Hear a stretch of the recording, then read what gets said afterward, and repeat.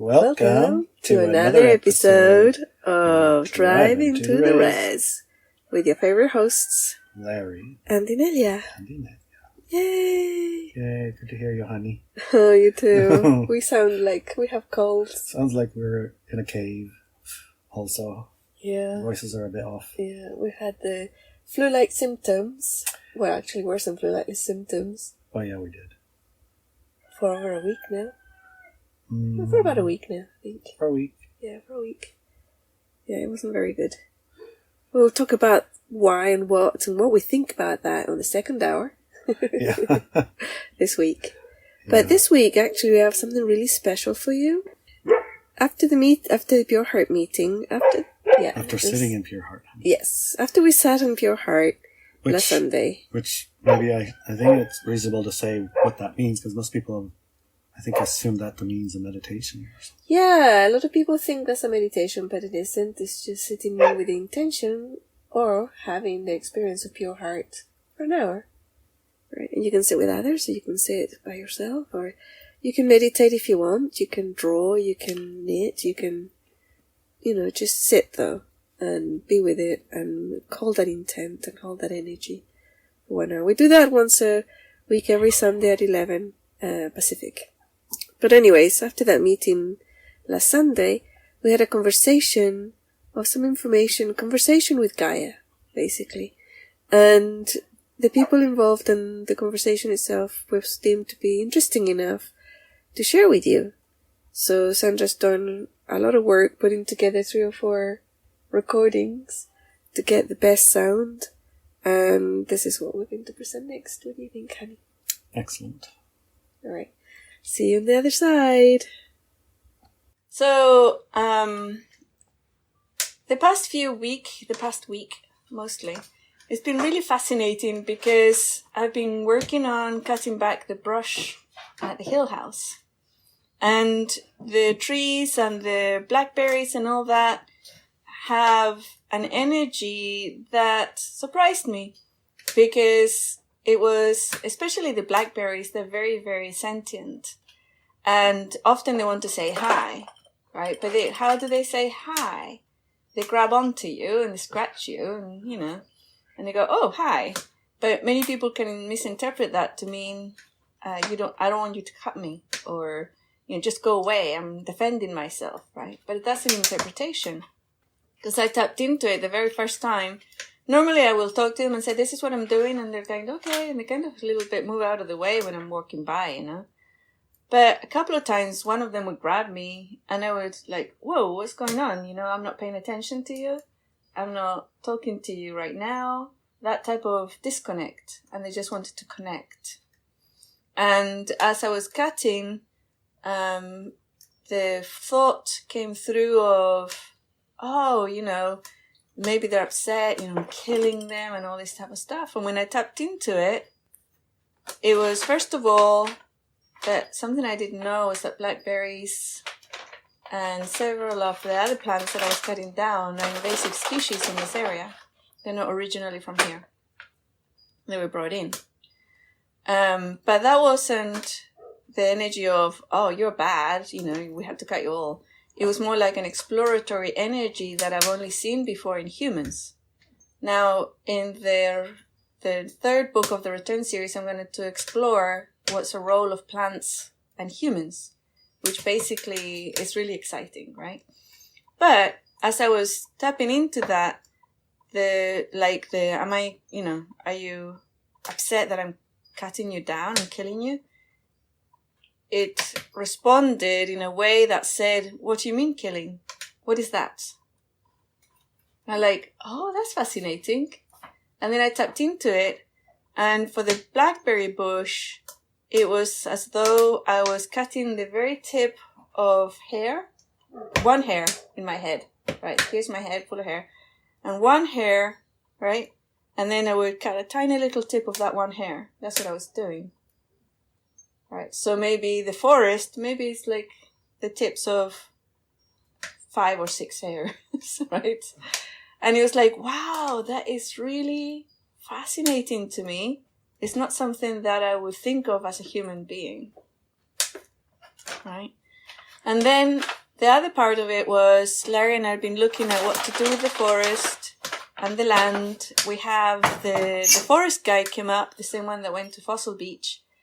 And he said to me, okay, so do you have plans? Do you want to achieve something in your land, or shall I just do my thing? And I said, well, I don't know, just do your thing. But I was there when he arrived, and he said, well, do you have any plans? Shall I just do my thing? And I said, actually, I do have plans. I want more for the forest here to become more supportive of life. I want it to become like we can have produce from the forest, like mushrooms or berries and more life, right? And he said, oh, great, I love it. That's exactly how I feel about the forest. And I'm going to tell you exactly what to do so you can bring more variety of local plants so that the birds, the songbirds here are beautiful, but a lot of the forests, they're incompatible with them. So we can create an environment that brings them in, and they bring this and they bring that, and then the other comes in and blah, blah, blah. He was super excited, right? Super excited. So part of that, a couple of conversations Larry and I have had up there is, he says, okay, so we're going to cut all those trees here and there and blah, blah, blah. And I said, well, why don't we read the instructions he gave us? That does include cutting down trees, right? Don't get me wrong. And for the view, but he tells us how and when and which and what to plant there to bring in the animals and whatever's, right? And then, so we're having that conversation back and forth. And then I was tapping into Gaia and thinking, well, what do you want? Right? And she said, I want to support you. And I said, well, what do you want? I want to support you. She says, well, what do you want? I want to support you. So yeah, but what do you want? And then I sent her a picture of the forest that feels alive and vibrant, full of animals and good for people. And, the people had talked about they go into the forest and years of stress and illnesses and sicknesses just vanish. I mean, there's reports all over the internet about this. And she said, oh, right, yeah. So I was supporting your light-dark experience on the planet. I'm not talking about me and Inelia Benz, right? I'm talking about us, right? The humanity aspects of this existence. And then there are all the other animals and creatures on the planet. And so that's why it looks a little bit like a bad haircut, the Earth right now. A lot of areas look like a bad haircut or a bad hair day even, right? But it's like the energy, the essence and the life force, if we allow it, it will pop back up. So I said, well, what do you want? What do you mean by I want to support you? Right? Do you want to support everybody who's still choosing the light-dark paradigm, or you're supporting the grooms and brides of Gaia, or the high-frequency paradigm? What is it? And she expressed in a way that was really fascinating. She expressed the bad hair day gone. Right? She expressed that she really wants Earth to have its original path, right? Before we decided to have a light-dark experience. And that path was that we and the plants and the animals, but in particular, she's really particular about humans because we are a new sentiency in this universe of a physical body, a soul, and plants. So plants are part of humanity, right? This is what's going to be revealed in book 3 as well. So from that perspective, she wanted us to step out of that light-dark paradigm and that disempowered state or that passive state and really become the environment that I suppose we could call it heaven or something that she had agreed and was excited to accomplish here. And to have it being supportive. What does she want to do? To support us, right? So that in that sense, supportive of our physical body elementals, our souls, and our plants and our trees. The other part that was also fascinating, that she reiterated the fact that the plants and the physical body elementals and even the souls that are on Earth right now are from dozens and dozens of different planets. And she has the capacity and ability and the willingness to support the flourishing of that mix. Right? It's almost like making a cake. You have flour, you have eggs, you have water, you have sugar and salt and whatever else, vanilla, chocolate chips or whatever, right? And they're all separate in separate planets, but you combine them and you can make a mess if you combine it wrong, or you can make a beautiful cake if you combine it properly and then cook it properly and everything else. So that's how she expressed it in that way. And I said, well, what about things like the lack of life force on our food chain, like that one that we are using as modern people?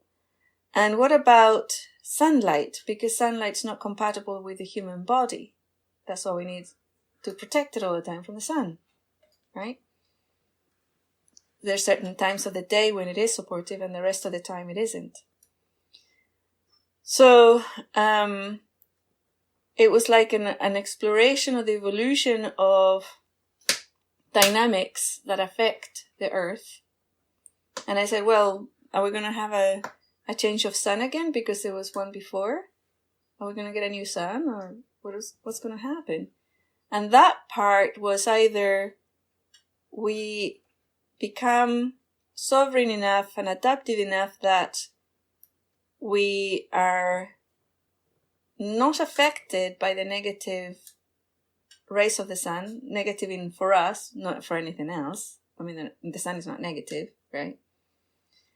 Or we manifest a change of sun as a human collective. So it's up to us, right? And then that went for everything, like the water or the food chain aspect of lifelessness that we're not ingesting, and time, linear time, how does it go, right? But there was as we were discussing this, there was a really deep sense of excitement. Excited like that, right? Super excitement. From the perspective of, oh, you can hear. Oh, you understand it. Oh, okay, cool. It's almost like, as a mother, you would talk to your kid, when they're toddlers, and they completely ignore you because they haven't got a clue what you're saying, right? So you might say, pick up your toys after you're done, to a 9-month-old, and they look at you going, what the hell are you talking about? I like your voice, right? And then suddenly, at age 1 or 2, whatever's, they look at you and they pick up their toys and put it in a box. And you go, what the hell just happened? What? The kid understands everything? What? Oh my gosh! So you get super excited because there's a new level of collaboration and co-creation that you can have once you hear it. So some of the aspects of that communication is something, of course, like during our pure heart, we're expanding an awareness and really dropping the victim aggressor stuff with regards to the planet, to other people, to the sun, to the soil, to the food chain, to all the animals that decide to be victim aggressors on the planet, and really step into that aliveness and, that being in that space of this is heaven, and I am the creator of it. In a way, I am is not really accurate, but if you think of I am as in the human collective and the plants and the Gaia in that sense. So in the pure heart energy, Gaia will support the manifestation of what we want to experience. Yeah. And it's up to us to dream what our experience is going to be. Right. But we need the pure heart to activate the experience, expanding and growing. Yeah. I can feel that really strongly. Yeah. I just got to do it. Exactly. Yeah. And then when we look at, and now I just have to do it, or now we have to do it, there's energies of, moats and crocodiles getting there. There's the physical energy. There's the psychic energy or the mental energies. And all of those that can be kind of, some of them are stretched so tight, it's like a rubber band that's stretched so tight that it kind of loses its bounceity, And it's more like, okay, so I got myself to that spot and I know I can reverse it, right? And I know I can do this. So, yeah, it's more than just knowing, like Hobie said. Now I have to do it. And we're not alone. We don't have to do it alone.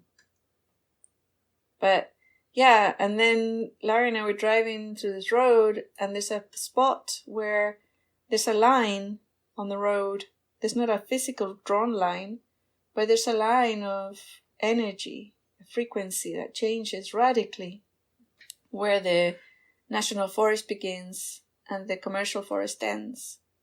And that line is almost solid, right? You feel it when you cross that line. The energy is so utterly different. So one of them is a better hair day, right? And the other side is a really bad hair day. But it's that relevant also, because if you're walking around life and your hair looks terrible, I mean, some people might comment. And if you're egoic in any way or vain in any way, you're going to go, oh, and it's going to affect you a lot, right? But if you don't actually care what your hair's doing, you go, ha ha, ha, yeah, that's right. My hair's sticking up. Or whatever, So it's, the difference is really personal. Very personal. And as all of us start either supporting or kind of taking on, the full on, this land is going to be my frequency. So you own it, right? That energy, and this here, the shaman shack, for example, has the collective energy of us, right?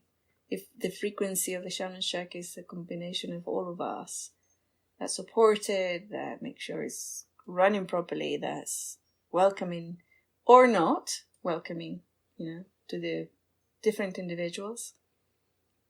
Because we don't dictate that, actually. They dictate it themselves. It's like what can happen is what we can bring forth. And how we view it, or how we perceive it, or how we experience it, that's us. That's us personal stuff. So the bad hair day and the good hair day down the street, I feel it deeply. But then after about 30 seconds of being on one side or the other, I forget all about it. It's gone, right? And there is no judgment around it. Why would there be judgment about somebody cutting a little bunch of hair at the end of their roots, Well, not roots, the ends, It doesn't actually. But then, as a collective, we can start looking, observing maybe, with a zero, on how we consume. What do we consume? How do we consume it? How do we create it? Because I can tell you now that the timeline that I'm familiar with, we are great consumptions of everything, right? If you think that we're consumed here, You have no idea. Because over that side, we consume a lot. So like paper, for example, so much paper, or plastic, so much plastic, and everything. But there's a very distinct difference between how we create it, how we create these things, and the energy we spend on it. How do we impact the world with it, and how we dispose of it, right? Which basically is completely different to how we do it here. So it's almost like we got one piece of information consumed, but we didn't get the rest. Right? And it's not something we have to fix as a group here, but we can certainly observe it as something healthy. Consumption is not evil. Consumption is a part of a process. And what is the rest of the process? And how do we can become open to that coming into the human collective, and it spontaneously start happening all over the world. Oh, did you know that? Blah, blah, blah. You can do blah, blah, blah. And all we have to do is blah, blah, blah. And it's boom, right? Same with free energy or 0-point energy. Same with the other things. It's all about frequency. And that stepping into that co-creative excitement of working with Gaia and other people of different planets and animals and trees and grass and plants and insects and all that, and becoming willing to not just embody it, but become open to receiving that. There's so many solutions that already exist that are sitting on the shelf on this planet. Yeah. And then there's all those on the shelf on all the other planets too. So it really comes down to what I'm learning from our collective is just that you learn to visualize and create, and that's what releases the solutions to. For instance, they made the best plastics and oils out of hemp back when hemp was legal. Mm-hmm. It wasn't out of petroleum, so we don't have to keep doing that. So it could easily recycle. And of course, the millions of other solutions that are sitting on the shelf. So our dreams are, the pieces are already sitting there waiting for us to allow them to come into manifestation and collective. Yeah. And it feels like with this group, very strongly, that you all are allowing that to happen. We are. As a spirit. I mean, if I take myself out as, and I'm looking in as an observer, it really sees that, boy, this is the what do you call it, the way showers over the energy. Yeah, the path makers. The path makers that allow that to get started. Yeah. And it'll pick up speed, of course, but kudos to everybody who's lending their energy to high frequency manifestation. Mm-hmm. Cool.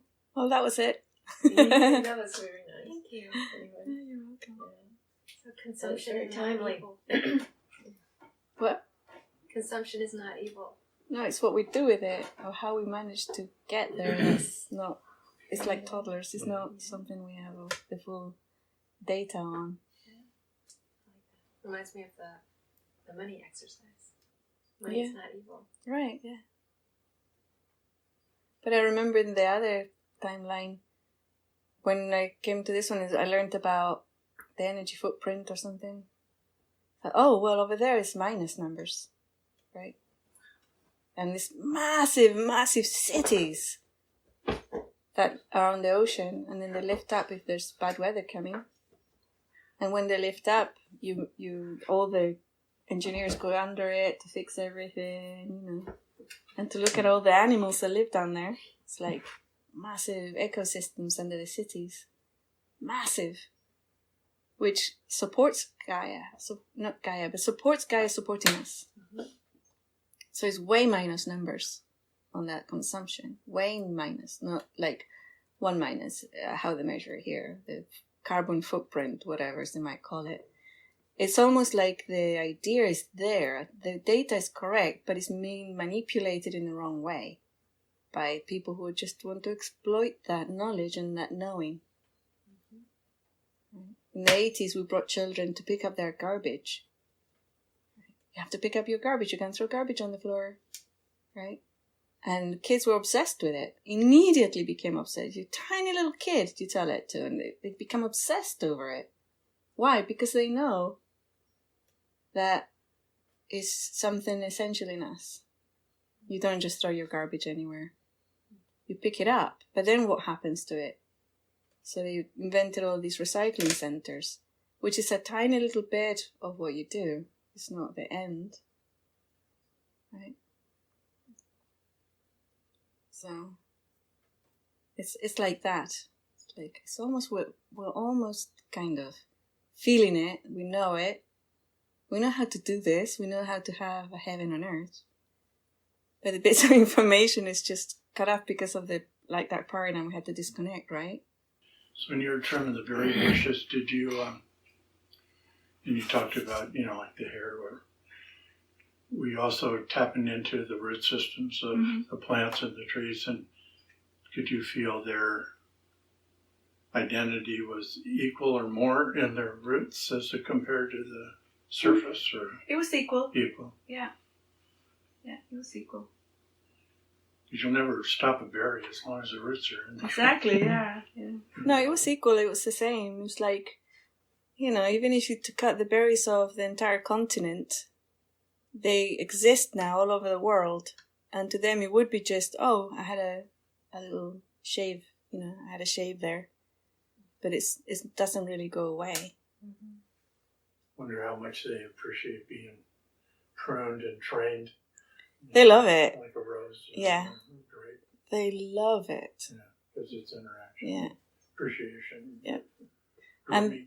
And the little trees, the little huckleberry trees that are now got light and air, because a lot of them were half dead, right? That are now free from all the blackberries and all the other one, can't remember the other plant that takes over everywhere in this area. Salal, yeah. They were going, this is so cool, thanks, It's like, this is nice. But again, it's like, this is nice at the tip end of your hair. It feels really good. It's like, okay, so what do we do? And for our perspective is, we're going to make huckleberry jam and huckleberry juice and this and this. So we have all these plants, right? It's a little bit of that energy. But yeah, blackberry bushes, they love it. Even the ones, when I was cutting them back, they were kind of saying, can you do that down there? Because we're overgrown, we're going stuck with each other. So we need some oxygen here, All right? And I don't know about that. That's somebody else's property. I don't know if I can go there and, clean you up. Because in their natural environment, I have no idea where they come from. Maybe it's a different planet that we're talking about. Maybe somewhere else on Earth. But in their natural environment, they have animals and insects and creatures that will eat all the dead stuff from the blackberry bushes. Right? And as I was cutting blackberry sticks that were this thick, right? It was saying, why don't you have to keep me. If you keep me, you can make tea and make this and this and the other medicines for this and whatever, supportive of that, vitamin C and all this. I'm like, I have to Google that. I don't believe you. Maybe you just want to hang around so I don't burn you or something. I don't know about this. But I haven't checked it, right? But it wouldn't surprise me at all. He was dancing, we can put all this stuff through a shredder. And all the berry bushes, each little piece is like throwing a seed in the ground. Because I told Dan, can you bring up the shredder so we can put all these little sticks through? And the blackberry bushes says, yeah. Maybe They're not included. The word that came to my mind as you're describing some of the energies up there was Eden. We're going to create Eden again. Nice. This is for the whole planet. That's just a tiny little spot of it. But that's our energy and that's what we carry with us. That's what starts growing. Yeah. A small spot. Yeah. Well, we can all do our bit with the impact that we have. We've got Fossil Beach, we have our own properties, we have obviously the Shaman Shack. You have a great blank palette. It's your I yard. know, I can't wait. And I have muscle coming too. Thank goodness.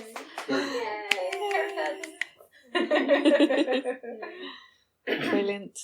So could you go back to the observation for a second? I'm trying to remember what it was that you said we could observe, and it's flittering away. The whole process of usage of materials, the consumption. Should we do one? Should we observe for 5 minutes?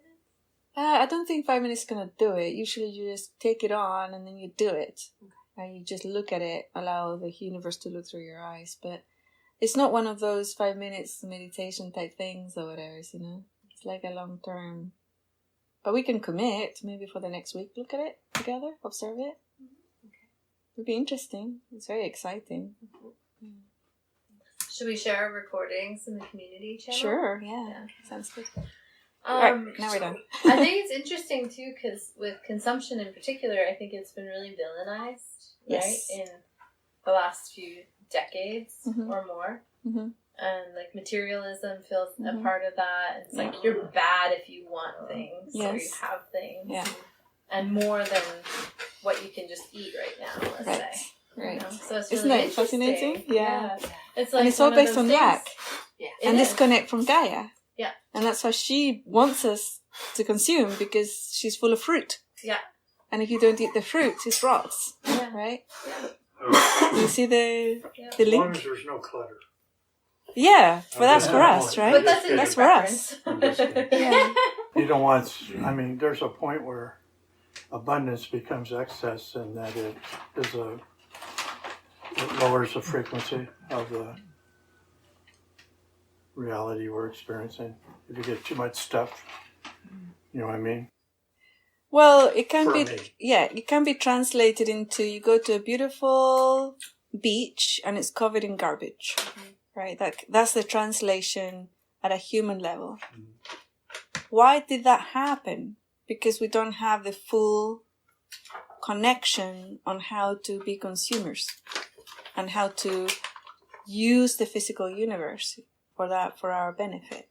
It's almost like a cycle and a flow thing. Yeah. It sounds like, right? You know, there's hoarders too, you know. I mean, you don't want to hang on to the past. You want to experience the future without the burden of dragging all this.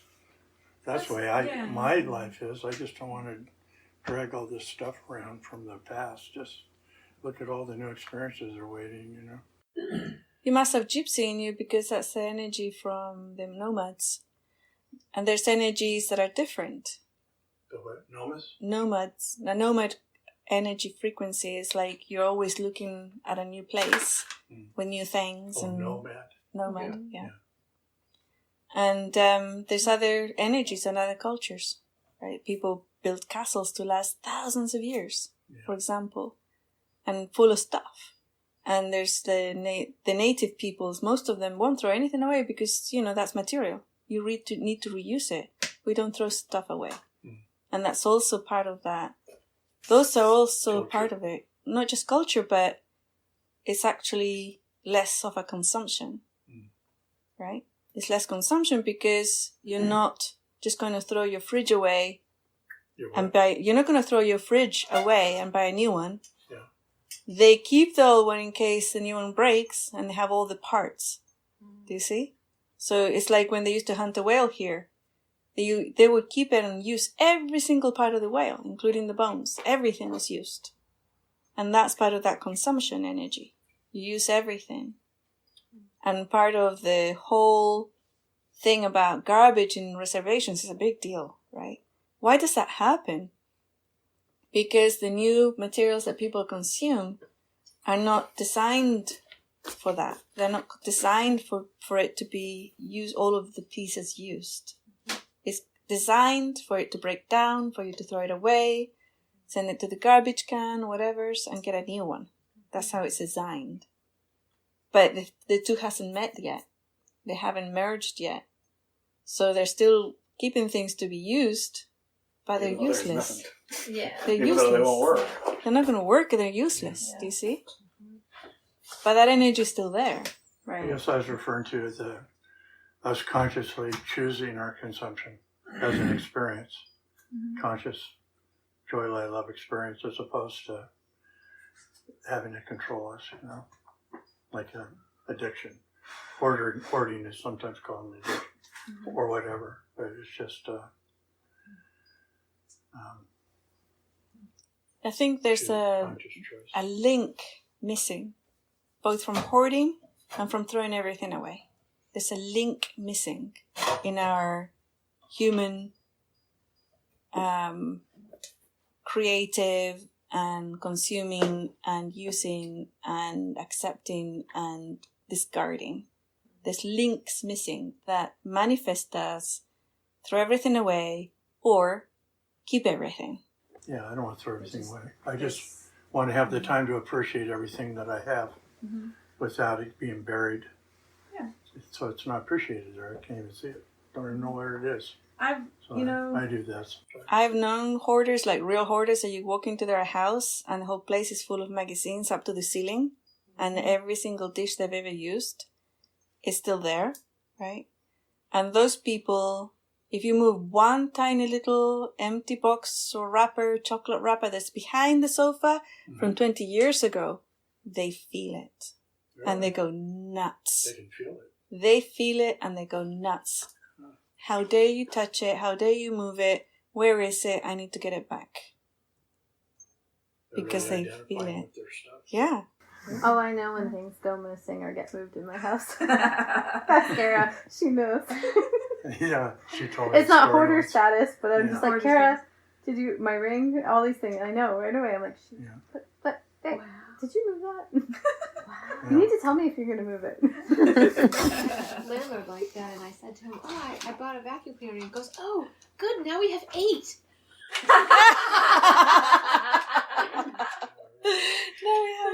Yeah.